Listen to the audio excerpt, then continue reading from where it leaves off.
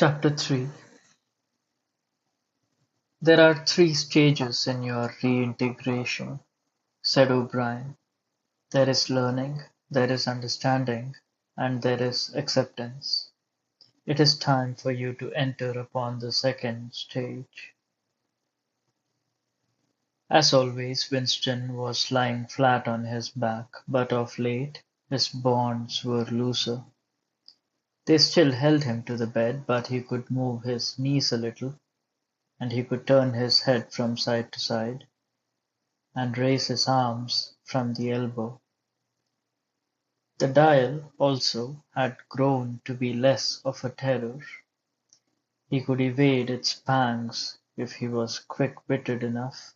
It was chiefly when he showed stupidity that O'Brien pulled the lever. Sometimes they got through a whole session without use of the dial. He could not remember how many sessions there had been.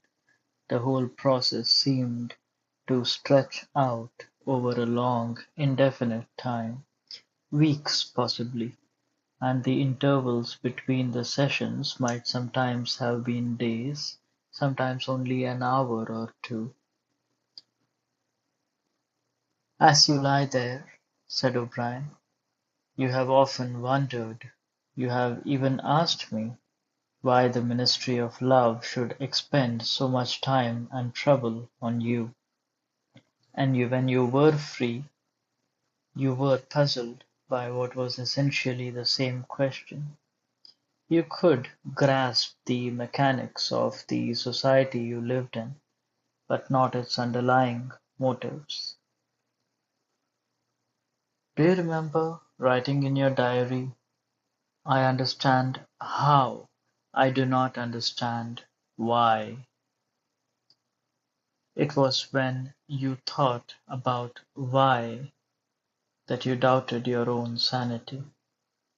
You have read the book, Goldstein's book, or parts of it at least. Did it tell you anything that you did not know already? You have read it? Said Winston. I wrote it. That is to say, I collaborated in writing it. No book is produced individually, as you know. Is it true what it says? As description, yes. The programme it sets forth is nonsense, the secret accumulation of knowledge, a gradual spread of enlightenment, ultimately a proletarian rebellion, the overthrow of the party. You foresaw yourself that that was what it would say. It is all nonsense. The proletarians will never revolt, not in 1,000 years or a million. They cannot. I do not have to tell you the reason. You already know it. If you have ever cherished any dreams of violent insurrection, you must abandon them. There is no way in which the party can be overthrown. The rule of the party is forever. Make that the starting point of your thoughts. He came closer to the bed. "Forever," he repeated. "And now, let us get back to the question of how and why. You understand well enough how the party maintains itself in power. Now tell me why we cling to power. What is our motive? Why should we want power? Go on, speak," he added, as Winston remained silent. Nevertheless, Winston did not speak for another moment or two. A feeling of weariness had overwhelmed him. The faint, mad gleam of enthusiasm had come back into O'Brien's face. He knew in advance what O'Brien would say, that the party did not seek power for its own ends, but only for the good of the majority, that it sought power because men in the mass were frail, cowardly creatures who could not endure liberty or face the truth. and must be ruled over and systematically deceived by others who were stronger than themselves, that the choice for mankind lay between freedom and happiness, and that for the great bulk of mankind happiness was better, that the party was the eternal guardian of the weak, a dedicated sect doing evil that good might come, sacrificing its own happiness to that of others. The terrible thing, thought Winston, the terrible thing was that when O'Brien said this, he would believe it. You could see it in his face. O'Brien knew everything. 1,000 times better than Winston, he knew what the world was really like, in what degradation the mass of human beings lived, and by what lies and barbarities the party kept them there. He had understood it all, weighed it all, and it made no difference. All was justified by the ultimate purpose. What can you do, thought Winston, against the lunatic who is more intelligent than yourself, who gives your arguments a fair hearing and then simply persists in his lunacy? You are ruling over us for our own good, he said feebly. You believe that human beings are not fit to govern themselves, and therefore he started and almost cried out. A pang of pain had shot through his body. O'Brien had pushed the lever of the dial up to 35. That was stupid, Winston, stupid, he said. You should know better than to say a thing like that. He pulled the lever back and continued. Now, I will tell you the answer to my question. It is this. The party seeks power entirely for its own sake. We are not interested in the good of others. We are interested solely in power, not wealth or luxury or long life or happiness. Only power, pure power. What pure power means you will understand presently. We are different from all the oligarchies of the past, in that we know what we are doing. All the others, even those who resembled ourselves, were cowards and hypocrites. The German Nazis and the Russian Communists came very close to us in their methods, but they never had the courage to recognize their own motives. They pretended, perhaps they even believed, that they had seized power unwillingly and for a limited time, and that just round the corner there lay a paradise where human beings would be free and equal. We are not like that. We know that no one ever seizes power with the intention of relinquishing it. Power is not a means, it is an end. One does not establish a dictatorship in order to safeguard a revolution. One makes the revolution in order to establish the dictatorship. The object of persecution is persecution. The object of torture is torture. The object of power is power. Now do you begin to understand me? Winston was struck, as he had been struck before, by the tiredness of O'Brien's face. It was strong and fleshy and brutal. It was full of intelligence and a sort of controlled passion before which he himself felt helpless. But it was tired. There were pouches under the eyes, the skin sagged from the cheekbones. O'Brien leaned over him deliberately, bringing the worn face nearer. "You are thinking," he said, "that my face is old and tired. You are thinking that I talk of power, and yet I am not even able to prevent the decay of my own body. Can you not understand, Winston, that the individual is only a cell? The wariness of the cell is the vigor of the organism. Do you die when you cut your fingernails? He turned away from the bed and began strolling up and down again, one hand in his pocket. "We are the priests of power," he said. "God is power, but at present power is only a word so far as you are concerned. It is time for you to gather some idea of what power means. The first thing you must realize is that power is collective. The individual only has power insofar as he ceases to be an individual. You know the party slogan, "Freedom is slavery." Has it ever occurred to you that it is irreversible? Slavery is freedom. Alone, free, the human being is always defeated. It must be so because every human being is doomed to die, which is the greatest of all failures. But if he can make complete, utter submission, if he can escape from his identity, if he can merge himself in the party so that he is the party, then he is all powerful and immortal.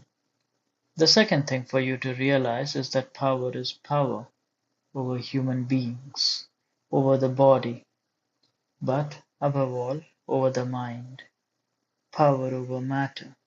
External reality, as you would call it, is not important. Already our control over matter is absolute.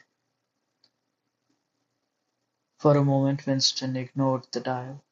He made a violent effort to raise himself into a sitting position and merely succeeded in wrenching his body painfully. "But how can you control matter?"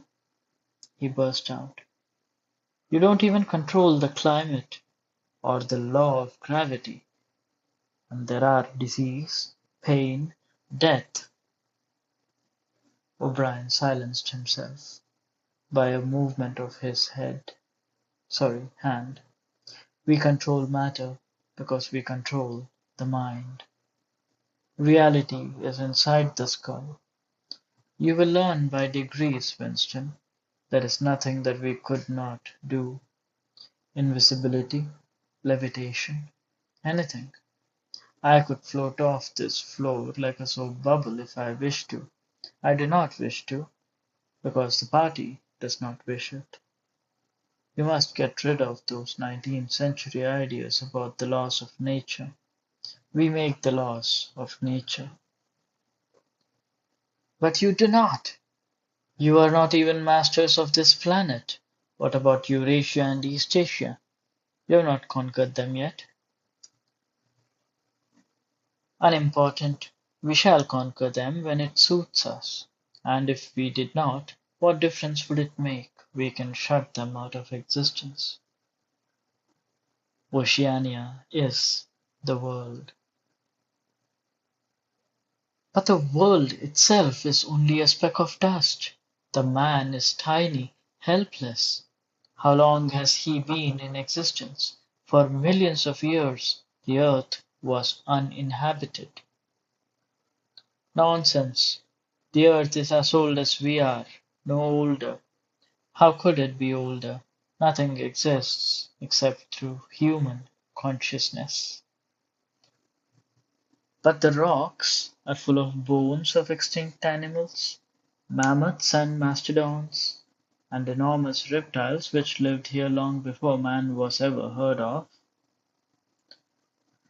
"Have you ever seen these bones, Winston?" "Of course not. 19th century biologists invented them. Before man there was nothing. After man, if he could come to an end, there would be nothing. Outside man there is nothing. But the whole universe is outside us. Look at the stars. Some of them are a million light years away. They are out of our reach forever. What are the stars? Said O'Brien indifferently. They are bits of fire a few kilometers away. We could reach them if we wanted to, or we could blot them out. The Earth is the center of the universe. The sun and the stars go round it. Winston made another conclusive movement. This time he did not say anything.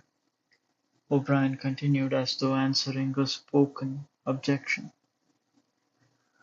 For certain purposes, of course, that is not true.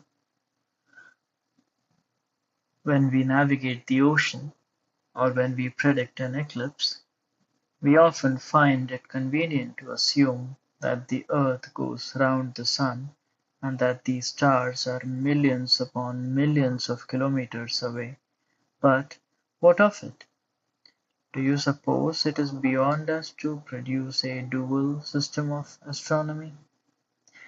The stars can be near or distant, according as we need them.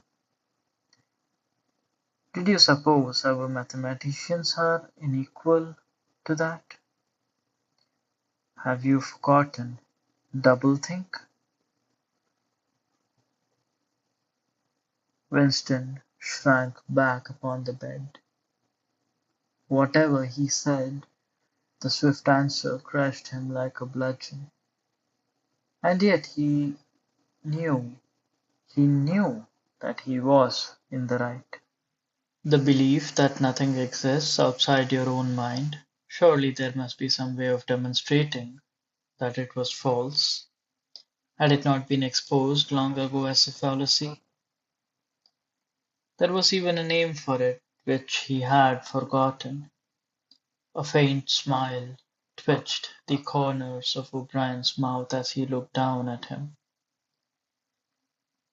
"I told you, Winston," he said, "that metaphysics is not your strong point. The word you are trying to think of is solipsism, but you are mistaken. This is not solipsism. Collective solipsism, if you like. But that is a different thing. In fact, the opposite thing. All this is a digression," he added in a different tone. "The real power, the power we have to fight for night and day is not power over things, but over men." He paused, and for a moment assumed again his air of a schoolmaster questioning a promising pupil. "How does one man assert his power over another, Winston?" Winston thought. "By making him suffer," he said. "Exactly. By making him suffer. Obedience is not enough. Unless he is suffering, how can you be sure that he is obeying your will and not his own? Power is in inflicting pain and humiliation. Power is in tearing human minds to pieces and putting them together again in new shapes of your own choosing. Do you begin to see, then, what kind of world we are creating? It is the exact opposite of the stupid, hedonistic utopias that the old reformers imagined.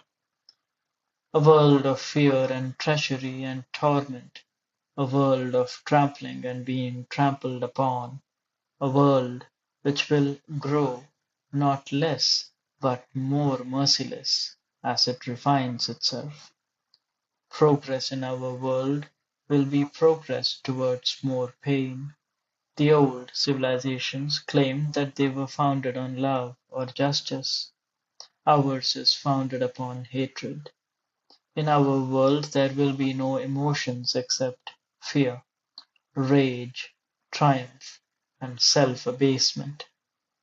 Everything else we shall destroy everything. Already we are breaking down the habits of thought which have survived from before the revolution.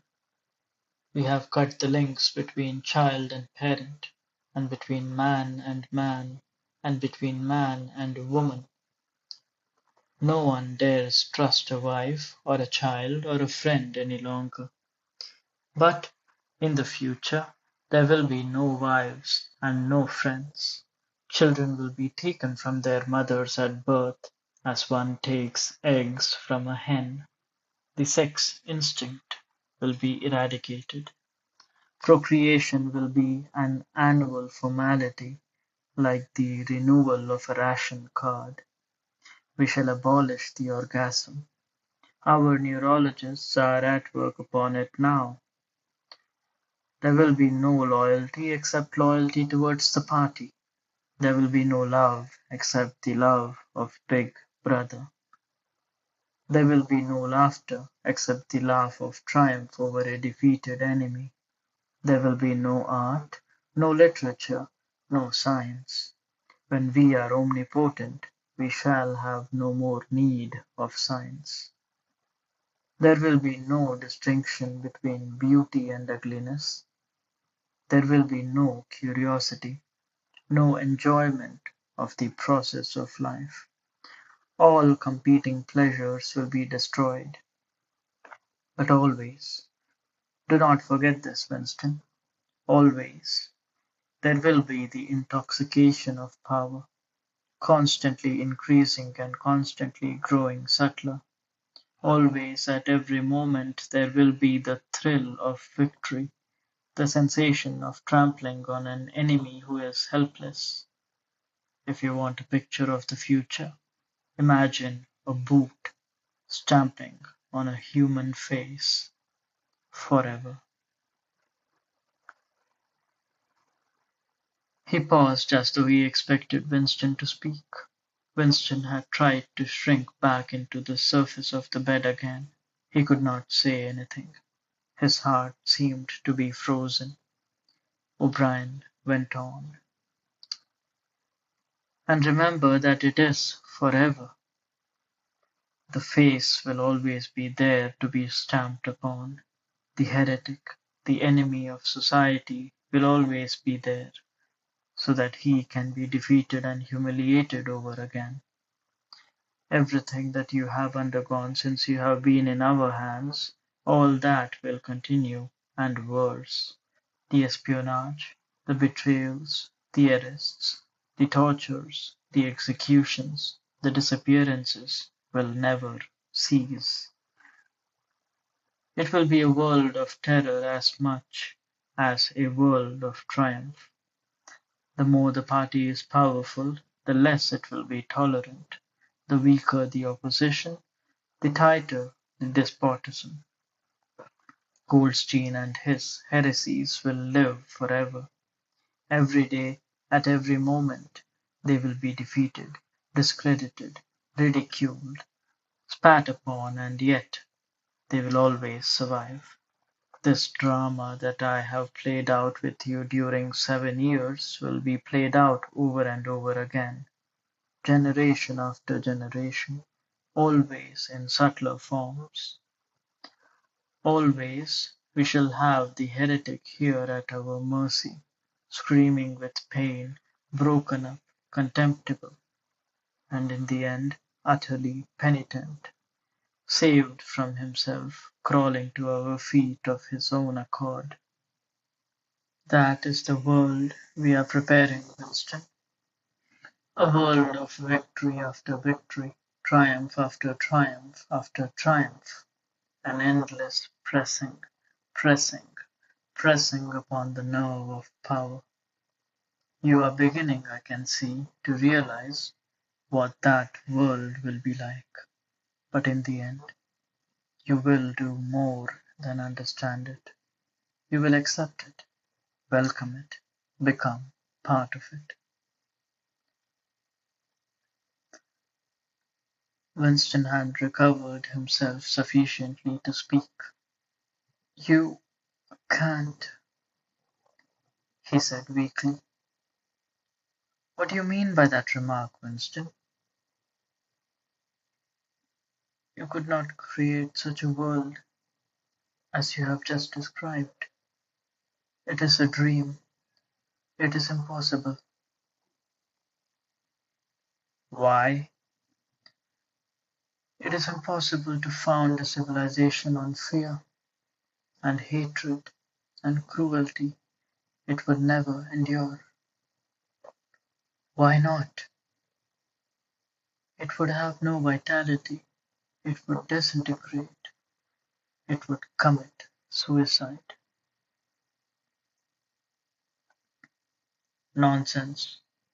You are under the impression that hatred is more exhausting than love. Why should it be?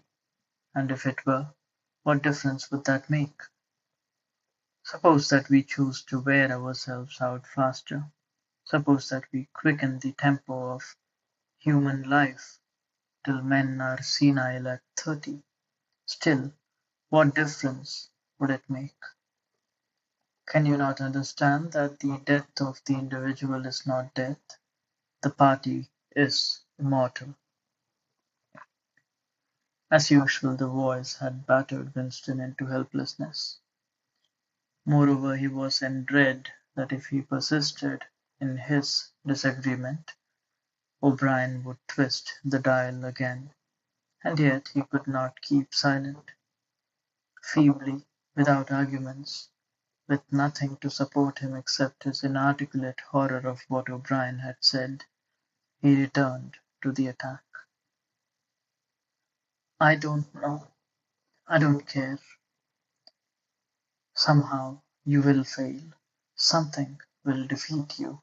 Life will defeat you.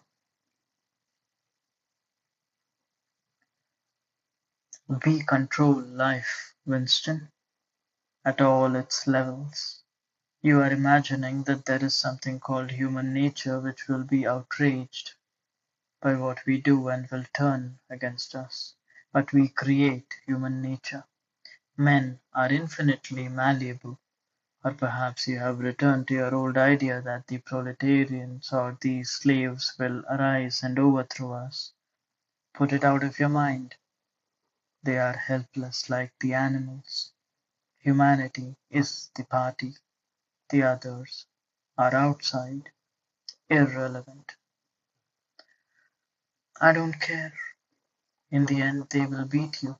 Sooner or later, they will see you for what you are, and then they will tear you to pieces. Do you see any evidence of that is happening? Or any reason why it should? No, I believe it. I know that you will fail. There is something in the universe, I don't know, some spirit, some principle that you will never overcome. Do you believe in God, Winston? No. Then what is it? This principle that will defeat us? I don't know. The spirit of man? And do you consider yourself a man? Yes. If you are a man, Winston, you are the last man. Your kind is extinct. We are the inheritors. Do you understand that you are alone? You are outside history. You are non-existent. His manner changed and he said more harshly, and you consider yourself morally superior to us, with our lies and our cruelty? Yes, I consider myself superior. O'Brien did not speak. Two other voices were speaking. After a moment Winston recognized one of them as his own. It was a soundtrack of the conversation. he had had with O'Brien on the night when he had enrolled himself in the Brotherhood. He heard himself promising to lie, to steal, to forge, to murder, to encourage drug-taking and prostitution, to disseminate venereal diseases, to throw vitriol in a child's face. O'Brien made a small impatient gesture as though to say that the demonstration was hardly worth making. Then he turned a switch and the voices stopped. "Get up from that bed," he said. The bonds had loosened themselves. Winston lowered himself to the floor and stood up unsteadily. "You are the last man," said O'Brien. "You are the guardian of the human spirit. You shall see yourself as you are. Take off your clothes." Winston undid the bit of string that held his overalls together. The zip-fastener had long since been wrenched out of them. He could not remember whether at any time since his arrest he had taken off all his clothes at one time. Beneath the overalls his body was looped with filthy, yellowish rags, just recognizable as the remnants of underclothes. As he slid them to the ground, he saw that there was a three-sided mirror at the far end of the room. He approached it, then stopped short. An involuntary cry had broken out of him.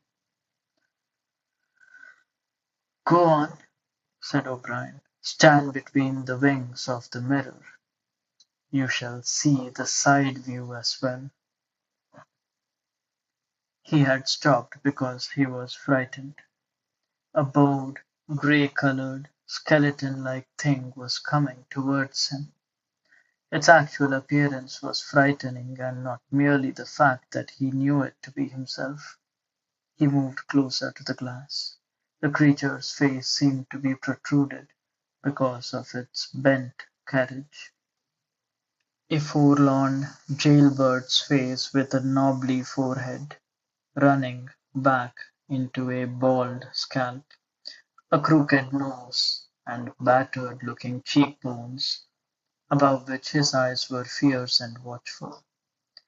The cheeks were seamed, the mouth had a drawn-in look. Certainly it was his own face, but it seemed to him that it had changed more than he had changed inside. The emotions it registered would be different from the ones he felt. He had gone partially bald. For the first moment he had thought that he had gone grey as well, but it was only the scalp that was grey. Except for his hands and a circle of his face, his body was grey all over with ancient, ingrained dirt. Here and there under the dirt there were the red scars of wounds, and near the ankle the varicose ulcer was an inflamed mass, with flakes of skin peeling off it. But the truly frightening thing was the emaciation of his body. The barrel of the ribs was as narrow as that of a skeleton. The legs had shrunk so that the knees were thicker than the thighs. He saw now what O'Brien had meant about seeing the side view. The curvature of the spine was astonishing. The thin shoulders were hunched forward so as to make a cavity of the chest.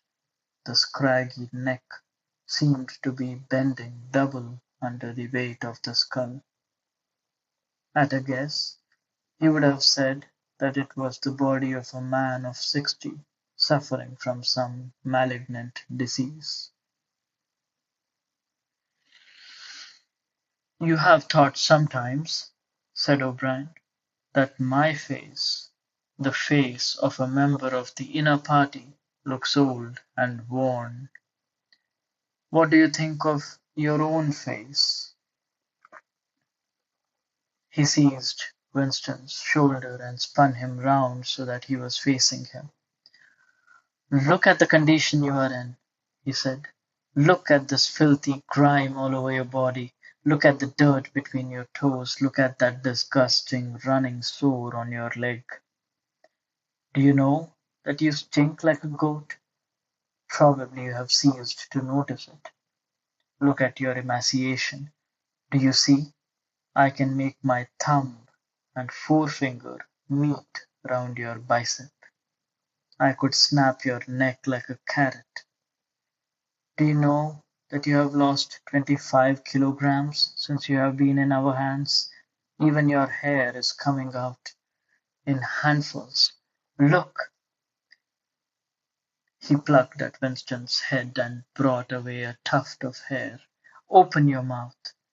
9, 10, 11 teeth left. How many had you when you came to us? The few you have left are dropping out of your head. Look here. He seized one of Winston's remaining front teeth between his powerful thumb and forefinger. A twinge of pain shot through Winston's jaw.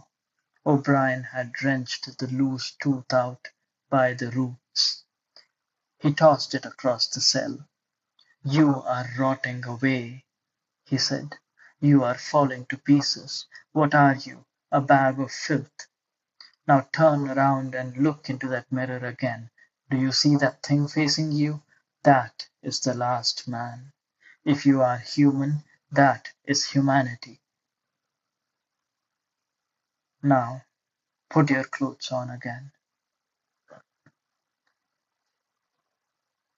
Winston began to dress himself with slow, stiff movements. Until now he had not seemed to notice how thin and weak he was. Only one thought stirred in his mind, that he must have been in this place longer than he had imagined.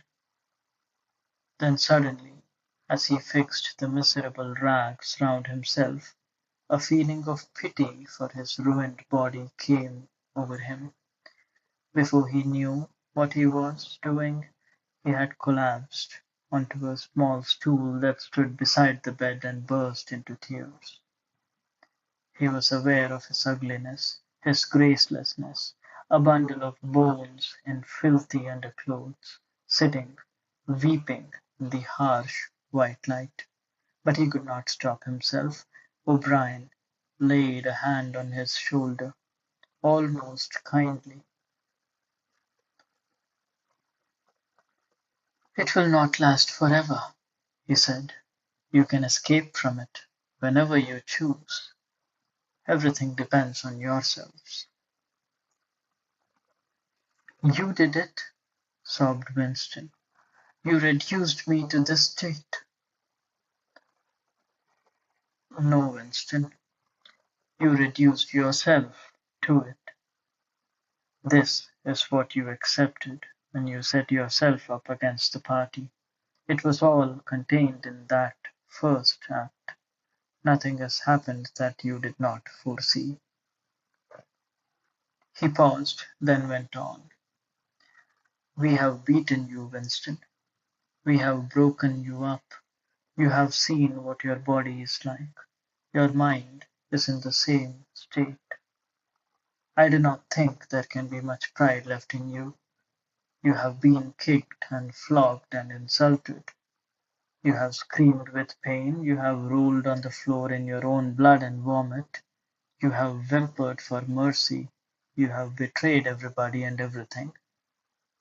Can you think of a single degradation that has not happened to you?" Winston had stopped weeping, though the tears were still oozing out of his eyes. He looked up at O'Brien. "I have not betrayed Julia," he said. O'Brien looked down at him thoughtfully. "No," he said. "No, that is perfectly true. You have not betrayed Julia.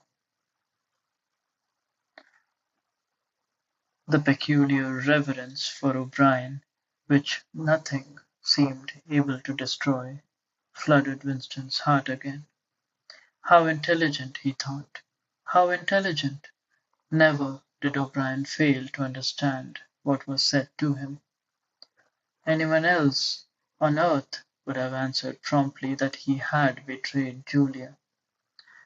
For what was there that they had not screwed out of him under the torture? He had told them everything he knew about her, her habits, her character, her past life. He had confessed in the most trivial detail everything that had happened at their meetings, all that he had said to her and she to him, their black market meals, their adulteries, their vague plottings against the party, everything. And yet, in the sense in which he intended the word, he had not betrayed her. He had not stopped loving her. His feelings towards her had remained the same. O'Brien had seen what he meant, without the need for explanation. "Tell me," he said, "how soon will they shoot me?" "It might be a long time," said O'Brien. "You are a difficult case, but don't give up hope. Everyone is cured sooner or later. In the end we shall shoot you."